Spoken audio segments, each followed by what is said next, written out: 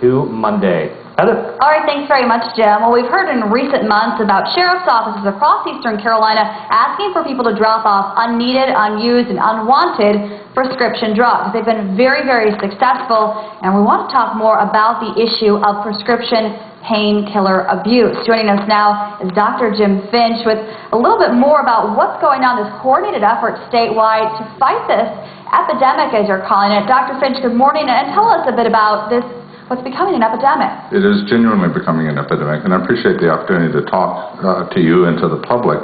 We're trying to work increasingly with physicians to be aware of this as a problem, so that physicians can be more careful about how they prescribe these medications, but also that the public can be more aware of the risk. This is a genuine public health epidemic now. It dwarfs the problems we're having with cocaine, heroin, some of the traditional drugs, and ironically enough, these prescription medications, which are valuable medications, people need them for pain management, they need them for their conditions, but they're increasingly finding their way into the hands of people who aren't using them therapeutically and are using them recreationally or overusing them, and it's leading to accidents, overdoses, deaths.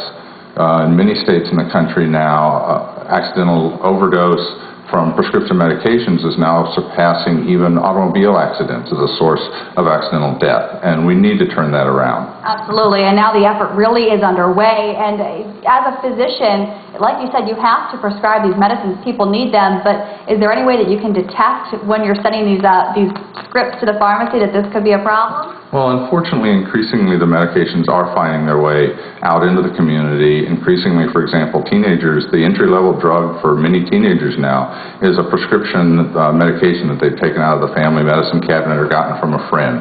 So some of this is an issue of physicians prescribing them safely, of doing appropriate monitoring and appropriate education. But part of it is the public beginning to recognize the risk that goes along with these medications, talking with their teenagers, talking with their family members.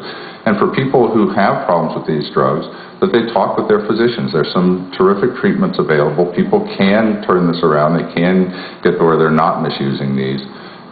But public education is a really important part of that. And quickly, the public education movement that you are involved in now with the Governor's Institute, tell us a little bit about how people can get their hands on these posters, the educational opportunities out there. Well, there's a website through the Governor's Institute on Alcohol and Substance Abuse called SA for Docs. That's one opportunity. But also through local law enforcement. Again, these are community-wide initiatives, and people can talk to their docs, they can talk to their law enforcement, but there's a website, SA for Docs, that people can access as well. Okay, and SA4Docs, that's the number 4 in that website. Dr. Jim Finch, thank you very much for joining us. I appreciate the opportunity to talk. It's a really important issue that we have to get out there to people. And you've done that for us this morning. Thank you so much, Dr. Finch. Folks, talk about it with your kids, your doctors, your law enforcement. It is that big of an issue, even here in Eastern Carolina. Up next, we'll take a look at some of the big stories on this Thursday morning. Stay with us.